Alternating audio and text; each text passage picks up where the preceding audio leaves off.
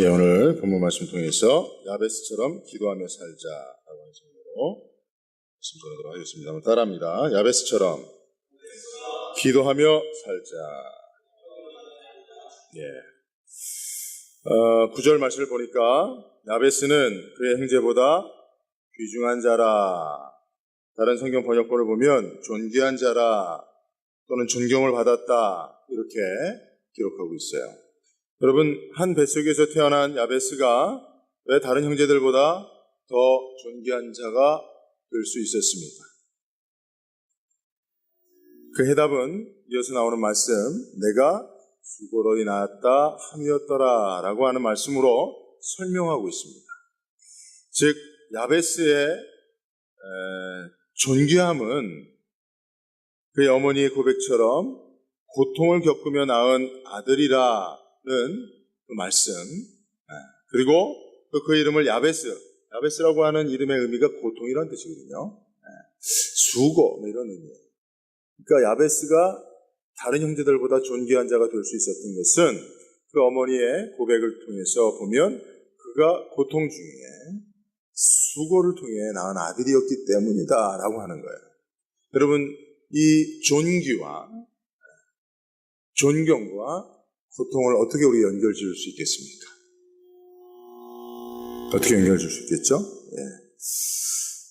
야베스의 그 고통이, 그 수고가 야베스를 귀중한 자, 존귀한 자 되게 해 주었다는 겁니다. 예. 즉, 고통은 한 사람을 존귀한 자로 빚어낼 수 있는 그런 능력이 있다는 것을 우리는 오늘 야베스에 대한 성경의 말씀을 통해서 알 수가 있습니다.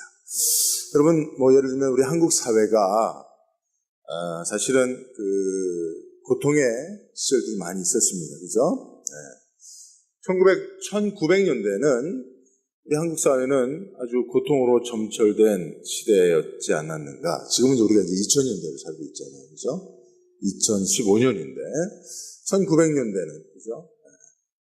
구한말을 거쳐서 이제 1900년대가 시작되면서 우리 한국은 지금도 이게 그 은원관계가 풀리지 않는 가운데 일본의 통치를 받았죠. 그죠? 얼마 전에 그 일본의 제가 좋아하는 그 작가인 하루키가 그런 얘기를 했어요. 일본이 피해자가 이제 그만됐다라고 이야기할 때까지 사죄해야 된다. 라고 얘기를 했습니다. 여러분, 아주 의미 있는 얘기 아니겠어요? 그죠? 여러분, 용서를 구하는 것은 피해자가 이제 그만하셔도 됩니다. 라고 말할 때까지 용서를 구하는 거예요. 사죄해야 되는 겁니다.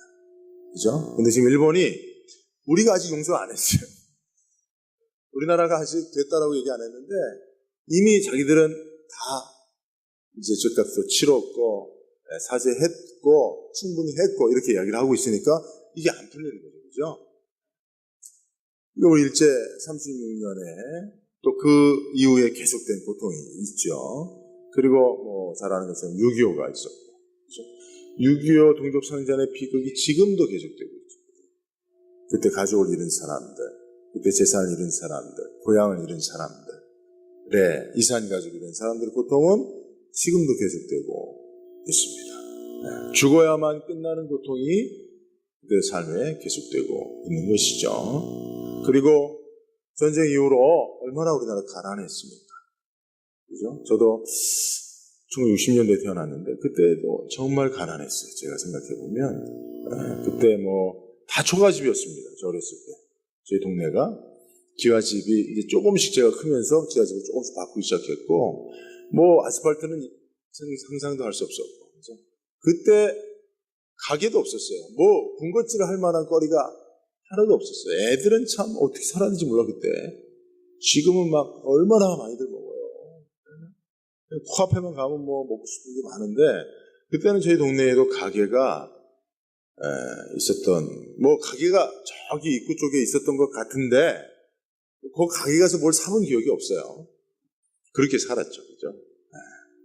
잘 잘 살아보세. 그건 뭐예요? 못 살고 있기 때문이에요. 잘 살아보세는 뭐예요?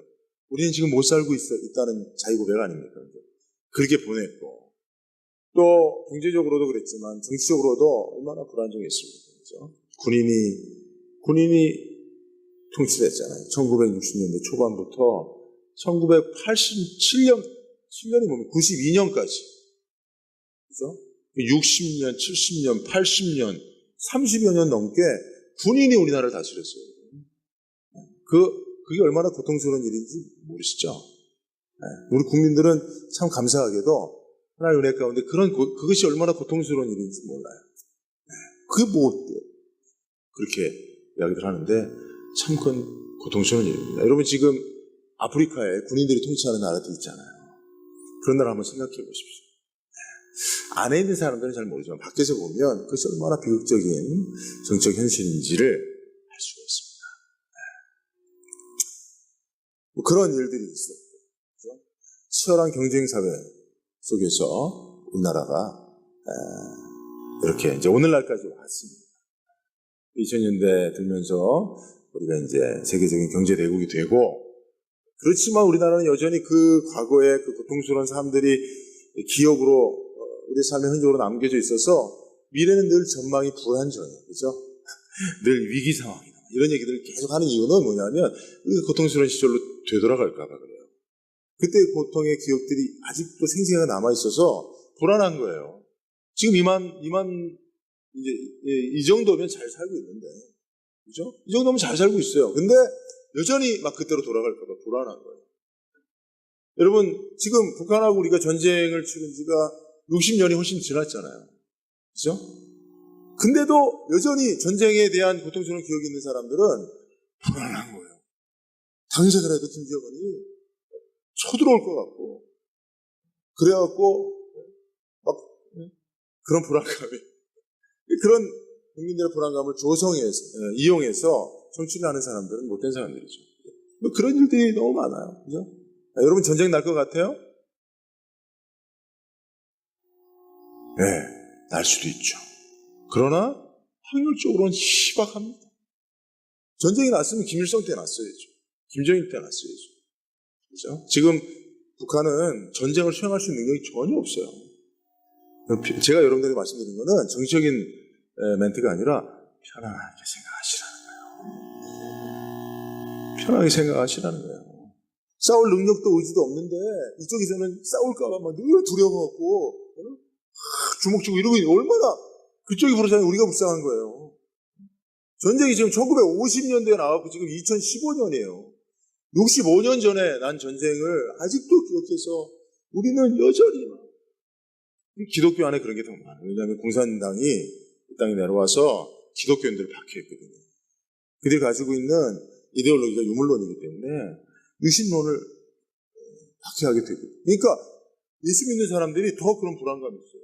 목사님들 보면요, 전쟁을 경험도 하지 않은 사람이 막 빨갱이 하면 그런 사람들이 너무 많아요. 그래갖고 저분들이 왜 저러나, 두려움이죠, 염려죠. 네, 여러분 잘 아십시오. 전쟁이 나는 것은 통일을 위한 하나님의 역사인 줄로 믿습니다. 아무리 아무도 안 하는 거, 이 불안한 거야. 하나님이 전쟁을 통해서 통일을 이루어진다 그래도 전쟁은 싫어. 믿음이 없는 거예요. 여러분, 전쟁이 난다면 저는 그렇게 믿어요. 하나님이 북한 지하교회 성도들, 북한의 그 동포들, 그 압제 속에서 세계 최고로 고통하고 있는 그들을 자유케 하기 위해 하나님 역사하시는 거라고 난 믿습니다. 그 전쟁은 안 됩니까, 그래도? 하나님이 그렇게 하시고 싶어도 안 돼요? 네. 여러분, 성경을 뭐를 보는 거예요? 네? 가나안을 하나님이 해방시키기 위해서 가나안 정복 전쟁을 허락하셨잖아요. 그러니까 이게 성경은 그냥 여러분들 이상 속에 있어요. 현실 속에서는 성경적인 일이 이루어지면 안 되는 거예요. 여러분, 하나님은요, 전쟁을 일으키시기도 하는데 그것은 자유와 통일을 위해서 하시는 거예요. 그죠? 사단은 왜 전쟁을 일으킵니까? 멸망과 공포와 두려움과 파괴를 위해서 전쟁을 하시고, 하나님은 건설하시고 통일하시고 축복하시기 위해 전쟁하시는 거예요. 그래서 하나님 만군의 하나님이라고 하시잖아요. 그러니까 만약에 우리나라에 전쟁이 있다면 그것은 하나님이 허락하시는 것이고, 하나님이 허락하신 전쟁이라면 그것은 통일을 위해서, 하나됨을 위해서, 정말 하나님의 놀라운 역사를 위해서 이루어지는 것이니 두려워할 것도 없는 거예요. 그럼에도 불구하고 전쟁이 일어날 확률은 엄청 낮아요, 여러분. 그러니까 여러분, 그런 거에 현혹되지 마십시오. 기독교인들이 담대해야지. 그리고 사랑해야지. 어쩌다 여기까지 갔어요? 그러니까 여러분, 역사를 보는 인식들이 중요합니다. 신앙적 시각을 가지고 기독교인들이 역사를 바라봐주고 세상에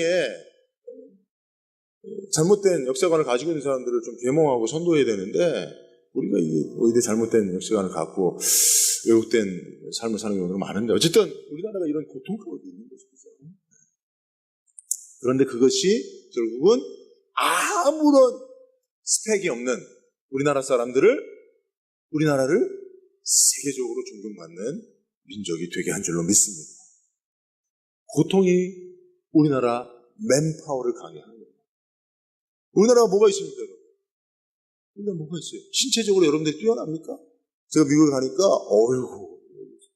외국 애들은, 제가 운동한다고 저도 몸이 좀 좋아요, 여러분. 운동해서 몸이 좀 좋아요. 근데 외국 사람들하고 쓰면 기가 죽어요. 신체적으로 뛰어납니다. 네, 뛰어나고요. 그 사람들이 땅이 하도 끝도 없이 그런 땅을, 거기에 막 기름이 막 다 매장되어 있고, 그죠?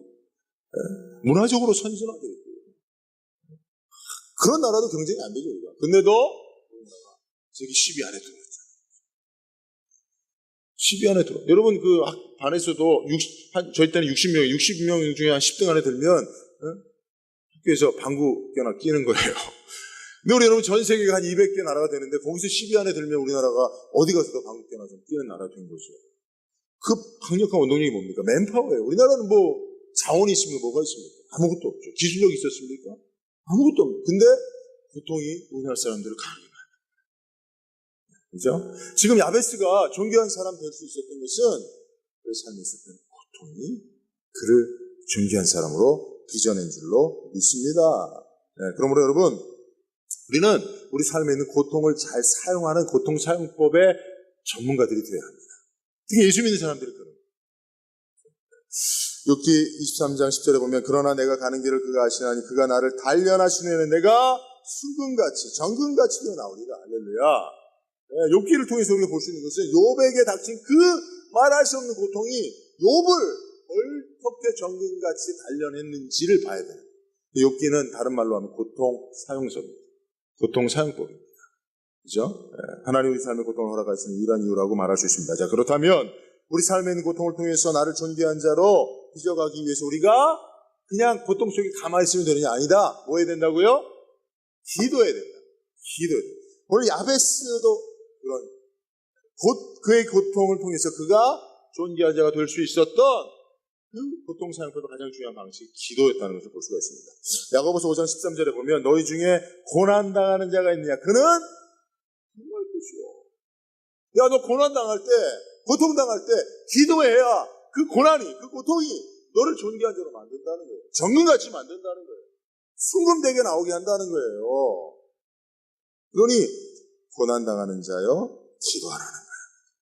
야베스가 정말 어머니조차도 얘는 인생이 참 고난이 시작부터 출발부터 고난이다 했지만 그가 존귀한 자 될 수 있었던 것은 바로 야베스가 어떻게 했기 때문에요?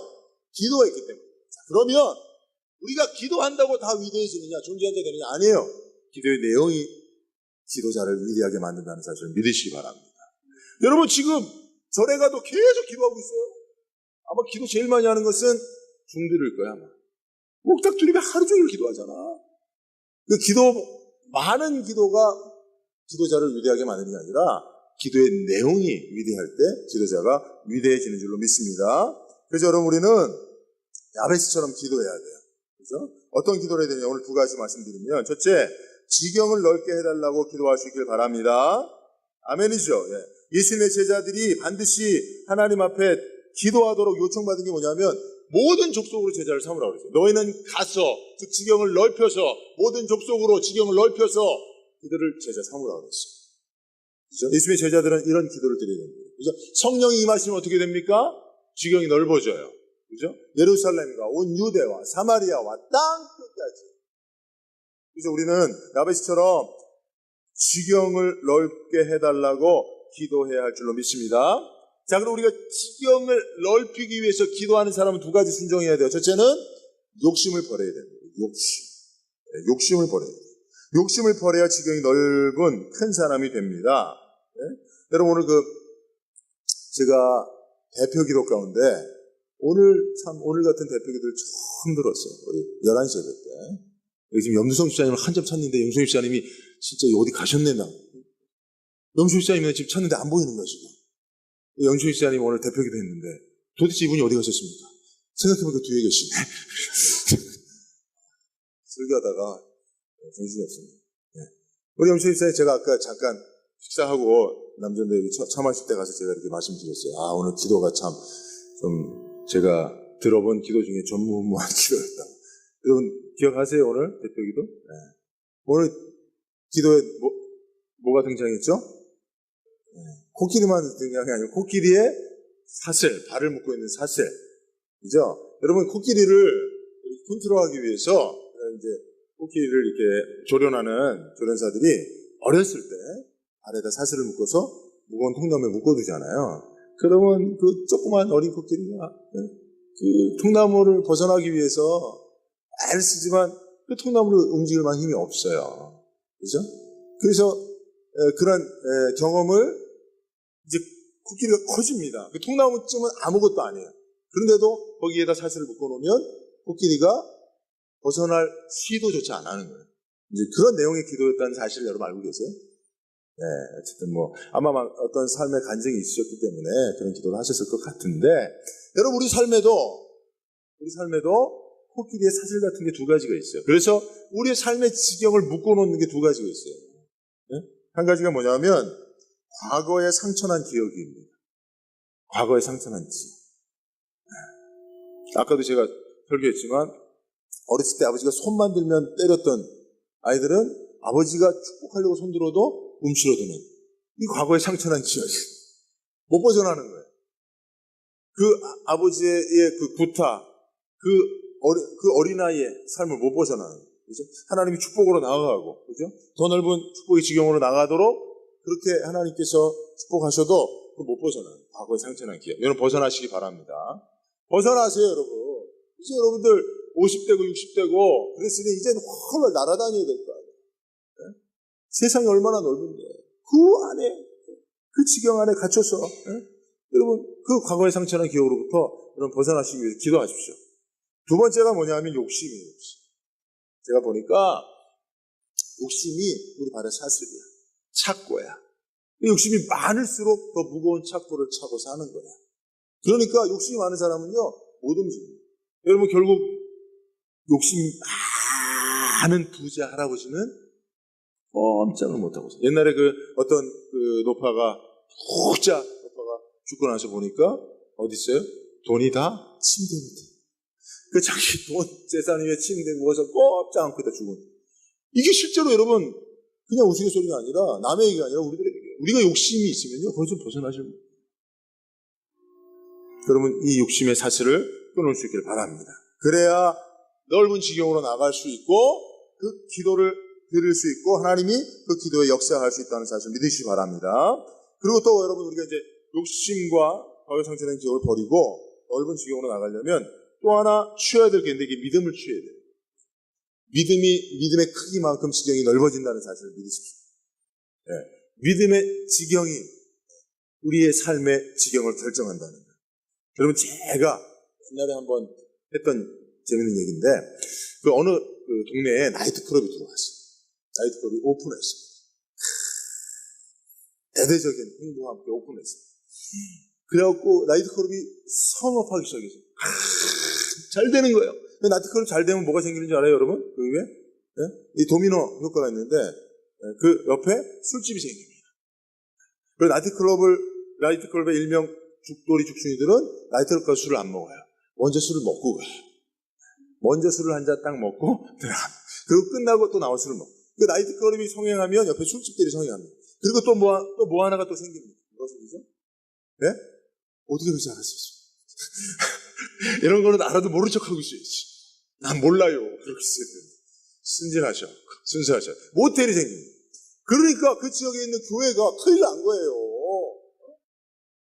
기가 막 동네에 나이트클럽이 들어오고 막 술집이 늘어나고 모텔이 생겨나고 막 거기 막 드나드는 사람들이 성도들은 아닌가 막 목사님이 그냥 막 노래 불을 켜고 막 불안한 거예요. 그래갖고 기도하기 시작했어요. 하나님, 저 나이트클럽이 문을 닫게 해주세요.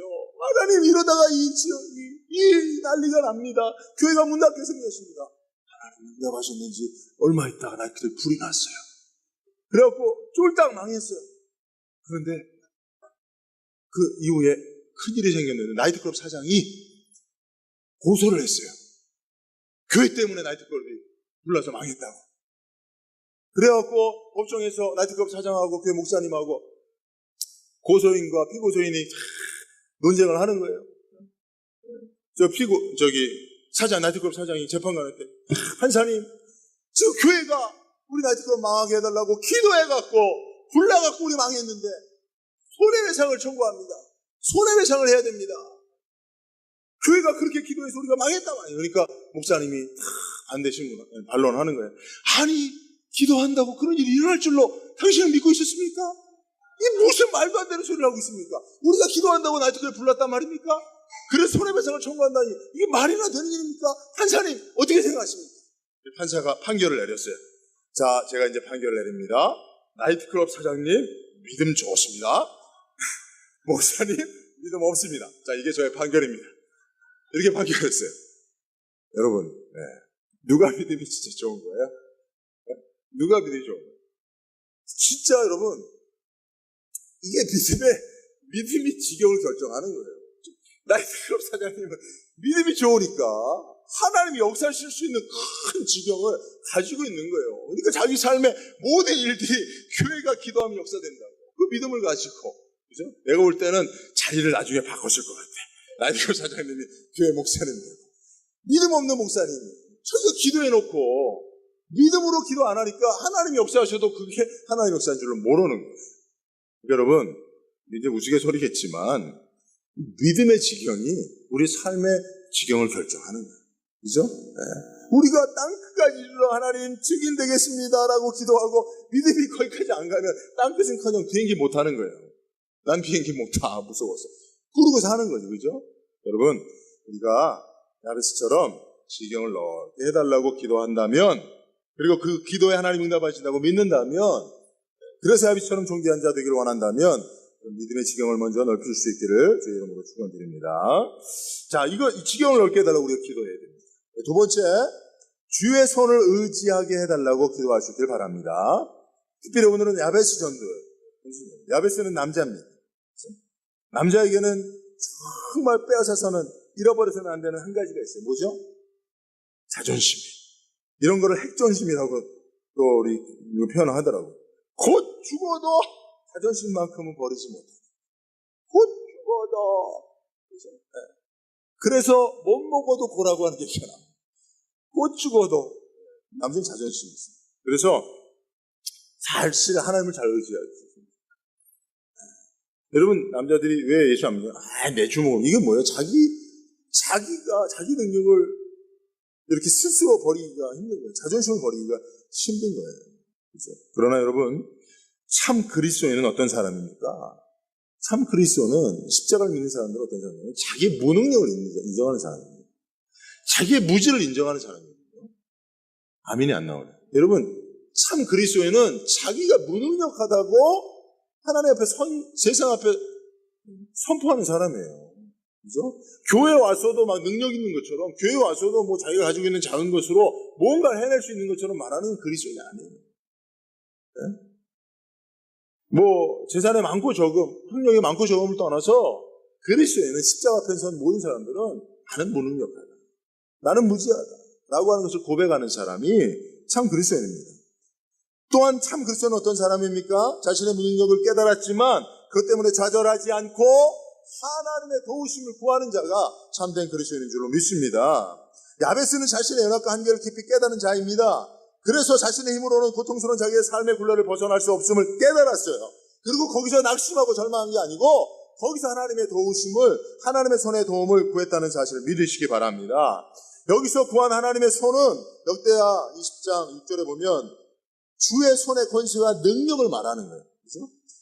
하나님의 손을 구한다는 것은, 주의 손을 구한다는 것은 하나님께 권세와 능력이 있다라고 믿는 거예요.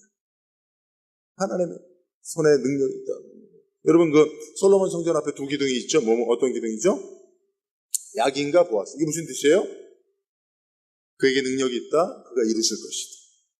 하나님의 능력으로 이루신다. 이게 약인가 보아스다. 그죠? 성전을 드나들 때마다 그걸 보면서 제일 먼저 무엇을 고백해야 돼요? 나는 무능력하다. 나는 무지하다. 내 힘으로는 내 삶의 모든 문제를 해결할 수 있는 아무런 능력이 없다. 그러나 하나님께 능력이 있고 그가 이루실 것이다. 이게 예배자의 기본 태도예요. 성전을 드나든 자들의 가장 중요한 고백입니다. 야베스가 이 고백을 가지고 있었어요. 그리고 하나님 앞에 기도했습니다. 저와 여러분들도 그렇게 할 수 있길 바랍니다. 특별히 정말 이 시대 야베스 전도회, 우리 하늘교회 야베스 전도회, 이 시대 남성들에게, 우리 한국 사회의 남성들에게, 또 우리 하늘교회 남성들에게 야베스처럼 자신의 연약함을 고백하고, 그죠? 여러분, 사실은 남자가 연약함을 고백하는 것은 우리 한국 사회 속에서는 인정할 수 없는 거예요. 그러나 하나님 앞에서 가능한 거예요. 남자의 진한 눈물은 하나님 앞에서 우리는 볼 수가 있는 것입니다. 그렇죠? 그래서 우리가 다 시편 146편 3절에 보면 방백들을 의지하지 말며 도울 힘이 없는 인생도 의지하지 말지니라고 했어요. 그렇죠? 인생을 의지하면 안 돼요. 자기 자신의 인생도 의지하지 말고 또 우리 주변에 있는 인생도 의지하지 말고, 왜냐? 도울 힘이 없는 인생이라는 거예요. 그러니 하나님 앞에 교만을 버리고 무지를 버리고 하나님 앞에 나와 야베스처럼 주의 손으로 나를 도우사, 주의 손으로 나를 도우사, 주의 손으로 나를 도우사, 그렇게 기도할 수 있는 우리 야베스 전도가 된다면 하나님께서 야베스를 그 고난 가운데, 그 환난 가운데서 벗어나 정말 존귀한 자 되게 하신 것처럼 존귀한 자 되게 하여 주실 줄로 믿습니다라고 설교할 때 끝난 줄로 아시면 오해입니다. 한 가지 더 말씀드리겠습니다. 저는 항상 설교에서 끝난 것까지만 한 가지 더 있죠. 혹시 아세요, 여러분? 네. 여러분, 이제쯤이면 좀 아셔야 돼요. 그죠? 목사님 이제 끝난 것 같지만 한 가지 더 있어. 꼭 한 가지가 더 있어. 그게 뭐냐면, 여기서 주의 손으로 나를 도우사 나로 환난을 벗어나게. 환난. 근데 이제 이것이, 이 환난이라고 하는 것이 어떤 의미냐라고 하는 것을 우리가 하나 더 생각할 필요가 있어요. 왜냐하면 이게 이제 킹 제임스 버전이나 아메리칸 스탠다드 버전, 영어 성경을 보면 이 환난이 우리가 생각하는 그냥 환난, 고통, 이게 아니라 이불이라고, 악이라고 그렇게 번역해요. 그러니까 지금 야베스가 하나님의 손의 능력을 힘입어 내가 벗어나기를 원하는 환난이 뭐냐면 악이라는 거예요. 죄라는 거예요. 제가 이 말씀을 쭉 여러 성경을 보면서 그렇구나. 정말 우리 야베스 전도예요. 저를 포함한 이 시대 남자들이 이 기도를 드려요. 여러분, 우리가 우리 삶에 많은 환난이 있어서 그 환난을 벗어나도록 기도도 해야 되겠지만, 사실은 우리 남자들이, 특별히 한국 사회 남자들이 기도해야 될 게 뭐예요? 악에서 벗어나야 돼요. 죄에서 벗어나야 돼요. 제가요, 이 목이 아파하고 잠을 못 자요. 목이 아파하고 자면서도 막 이렇게 누워도 이렇게 누워도 이렇게 누워도 이렇게 누워도 하여튼 이러다가 잠들어요. 아침에 일어나면. 그래서 이게 좀 마사지를 좀 받으러 가야 되는데 마사지를 받으러 못 가요. 왜 못 가는 줄 아세요? 괜히 마사지 받으러 갔다가 옷 벗으라 그럴까봐. 어디가 제대로 된 마사지 샵인지 알 수가 없으니. 지금요, 여러분, 이게 다 그래요, 여러분. 우리가 그냥 한 치앞이 다 함정이에요. 네? 목 아파서 목 마사지 받으러 갔다가 목 마사지는 안 하고 딴 데만 마사지하고 못 가는 거예요, 여러분. 지금 구분을 할 수가 없습니다. 워낙 죄악이 돼 있었어요. 여러분들의 남편들을 위해서 기도해야 됩니다. 네? 그냥 내가 의도하지 않아도 워낙 많으니까. 비가 장대같이 쏟아질 때는 내가 의도하지 않아도 젖는 거예요. 우산을 받쳤어도 젖는 거예요. 지금 한국 사회에 이 폭포수같이요, 이 죄악의 비가, 악의 비가 쏟아지고 있어요. 특히 아내들은 집에 있기 때문에 조금 나요. 남편들은 돌아다녀야 되잖아요. 밖으로. 요새는 아내들도 밖으로 자꾸 돌아다녀갖고 다 비에 젖기도 하지만 남편들 돌아다니잖아요. 일해야 되잖아요. 그 죄악의 폭포수 같은 장대비를 뚫고라도 살아가야 되잖아요. 그러다 보니까 죄악에 물들고 악에 젖는 것을 아무렇지도 않게 생각하는 경우들이 많습니다. 먹고 살아야 되니 어쩔 수 있느냐라고 하면서 저는요, 사실은 이게 참 부끄러운 얘기지만 내가 주의 종으로 목사로 살아가는 게 얼마나 감사한지 몰라요. 나도 그랬을 거예요. 나도 내 친구들처럼 그랬을 거예요. 나도 직장 다니는 친구들처럼 그랬을 거예요. 장담할 수가 없어요. 그래서 여러분, 우리가 이 기도를 해야 된다고 합니다. 야베스처럼 하나님, 우리가 주기도문의 기도예요. 우리를 악에서 구하시옵소서. 그 기도를 하잖아요. 그렇죠? 우리가 죄에서 벗어나게 해달라고, 악에서 멀어지게 해달라고 우리는 하나님 앞에 기도해야 됩니다. 데살로니가전서 5장 20절, 악은 어떤 모양이라도 버리라 그랬어요. 세번역을 보면 갖가지 모양의 악을 멀리하라 그랬어요. 야베스처럼 기도하라고 하나님 말씀하고 있는 줄로 믿습니다. 말씀을 냈도록 하죠. 여러분, 남자 성도들이 가지고 있는 잘못된 생각이 뭐냐면, 아내들은 열심히 기도하고 나는 열심히 밖에서 돈 벌는데, 그렇게 말하고 있어요. 그렇게 말해요. 여러분, 술을 한 잔 건하게 먹은 안수 집사님이 집에 들어와서 권사님하고 대화를 하는데, 이제 신혼 때부터 그걸 약속한 거예요. 밤에 자기 전에는 꼭 손잡고 기도하죠. 꼭 기도하는데 이제 남편이 안수 집사도 되고 막 계속 기도해 온 거죠. 근데 직장 생활하다 보니까 술 한 잔 먹었어요. 술 한 잔 먹고 여보 너는 그냥 자면 안 되고, 안 됩니다. 기도하고 자야 돼요. 약속인데 한 번 더 기도, 같이 기도하는 거예요. 권사님이 남편 보고, 하나님 우리 안수 집사님, 김 집사님, 하나님 이 세상에서 술 먹고 이렇게 혈안방탕하게 사는데 하나님 용서해 주시옵소서. 그러니까 안수 집사님이 뭐라고 그러는 줄 알아요? 같이 기도하는 줄 알았더니 그 권사님 귀에다 대고, 여보 나 그냥 술 먹었다 그러지 말고 아프다 그래, 아프다. 그러니까 기도를 한 번도 한 게 아니에요. 늘 아내가 기도하면 옆에서 아멘만 하고 있는 거예요. 그리고 속으로는 내 아내가 기도하니 됐어, 이러고 사는 게 오늘날 우리 한국계 남자 성도들의 편지서입니다. 그렇지 않아요, 여러분? 그죠? 아내가 기도하니까 여보 기도해. 문제 생기면 여보 기도해. 잠은 없으니까 일찍 일어나요. 아내를 깨워. 여보 기도해. 기도하러 가야지. 발차기가 얼마나 잘하죠. 그러고 끝나면 안 돼요, 여러분. 누가 기도해야 돼요? 야베스가 기도해야 돼요. 야베스가 기도해야 돼요. 우리 남자들이. 특별히 여러분, 디모데전서 2장 8절에 보면 하나님께서 그렇게 말씀해요. 남자들이 거룩한 손을 들고 기도하라고 했어요.